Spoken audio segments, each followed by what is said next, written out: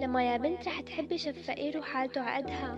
من أول الطريق تشكيه إذا كان بدك مصاري وبيت وسيارة ولبس وشهرة، لأنه هو ما بيحسن يعطيكي غير الحب والأمان.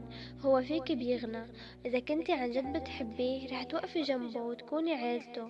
الحب بده حنية، بده وعي، بده تضحية وشوية مشاعر، بده قلب يرجف لما يسمع هداك الاسم، بده خوف وغيرة.